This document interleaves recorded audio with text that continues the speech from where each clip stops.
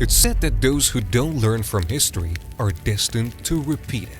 A point that is well proved by Adolf Hitler when he ordered the invasion of the Soviet Union in June 1941.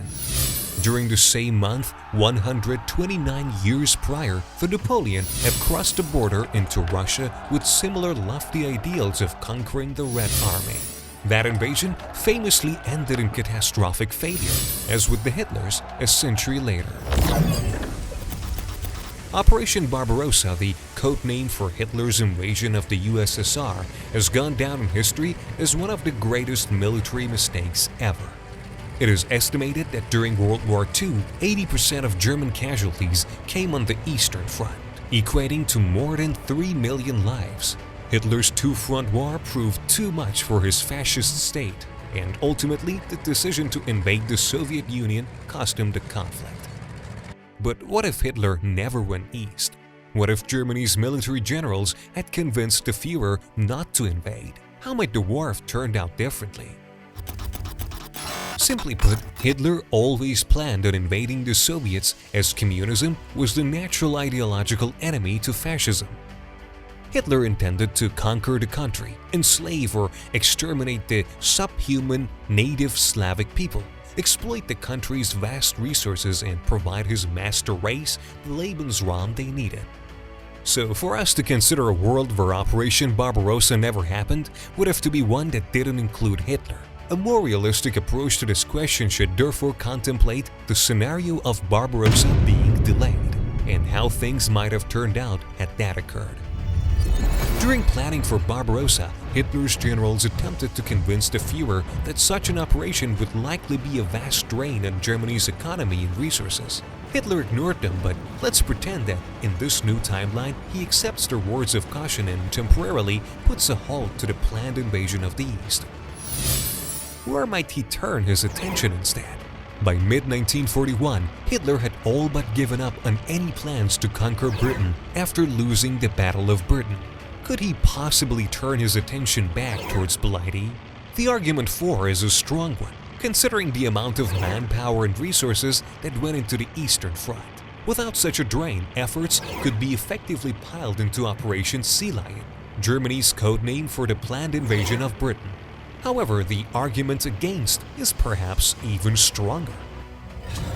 Germany's military might was in its army. It was a land-based force that could not compete against the might of the Royal Navy. For any invasion across the Channel to be successful, Hitler needed to not only control the skies but also the waves. Hitler would have had to significantly bolster and upgrade his navy if any amphibious assault on Britain was to occur. Even if they had done this, Britain still had its RAF intact as well as American Land-Lease support. Hitler also had no drive to conquer and invade Britain. Ultimately, he just wanted Britain out of the war so he could focus on his efforts eastwards. He never intended on fighting a two-front war. In fact, he always hoped Britain and Germany could be allies. So after postponing Barbarossa, Hitler would be more likely to use the time to squeeze Britain further, tightening the noose and forcing them into a peace treaty. To do that, Hitler would probably turn his attention to the Mediterranean and North Africa. In our reality, Hitler didn't give the North African theater the kind of attention and resources it required to secure a Nazi victory. However, in our altered timeline, resources are now going east. In fact, supplies are flooding in from that direction, as agreed in the Nazi-Soviet Non-Aggression Pact signed in 1939. The Führer now decides to send his men in might southwards. Erwin Rommel and his Africa Corps receive reinforcements, aiding them in their push across Libya and Egypt towards the Suez Canal, which they capture in late 1941 or early 1942.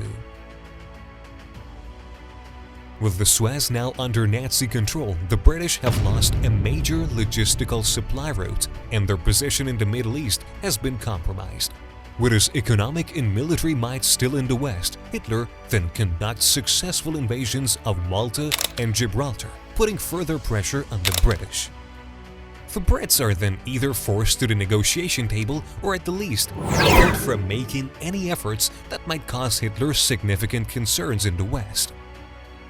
With British capabilities now limited, Hitler perhaps provides assistance to Japan in Southeast Asia, aiding its allies' attempt to control the region. If successful, and it is a big if, considering America still had interests in the area, it would leave Japan in a promising position to open up another front against the Soviets when Hitler decides to invade them. The gains in North Africa and the Middle East have provided Hitler with the oil resources his Wehrmacht so desperately crave. One of the key parts of Operation Barbarossa was the capturing of the Soviet oil fields in the Caucasus. Without the pressure for a fuel supply, Hitler's new invasion east would take on a different look, one that was perhaps more effective. The next question to ask is whether Hitler declares war on the Soviets or whether Stalin gets there first and declares war on Nazi Germany. In our reality, Stalin was completely unprepared for Hitler's invasion in 1941. In the first few days of the assault, a demobilized and disorganized Soviet army, still reeling from Stalin's purges, was caught on the back foot and forced to retreat hundreds of miles. However, in this altered timeline, Hitler's delayed invasion gives Stalin time to bulk up his forces as well as ramp up the war economy, which begins to pump out numerous tanks and planes. Like Hitler, Stalin was always under the same belief that the two ideologies would be forced into a fight eventually. The pact they signed in 1931 was meant to last 10 years. Whilst that was always a stretch, the idea was to give each other enough time to prepare for the coming war. With the USSR now better organized for the fight, Stalin could well be the one to instigate it and order the invasion of Germany, especially after witnessing Hitler's gains in North Africa, the Mediterranean, and the Middle East. What happens next is anyone's guess. Would the better prepared Soviets eventually conquer Germany and the rest of the Eastern Europe, or would the Hitler's gains in the South be enough to drive through a victory for the Wehrmacht? Or would it all end in a stalemate, with the two sides carving out a new geopolitical landscape in Europe? Or would the American atomic bomb would still have something to say about things? We'll let you decide. In the next episode of our World War II series, we will talk about what if D-Day had failed. So consider to subscribe so you won't lose our future videos.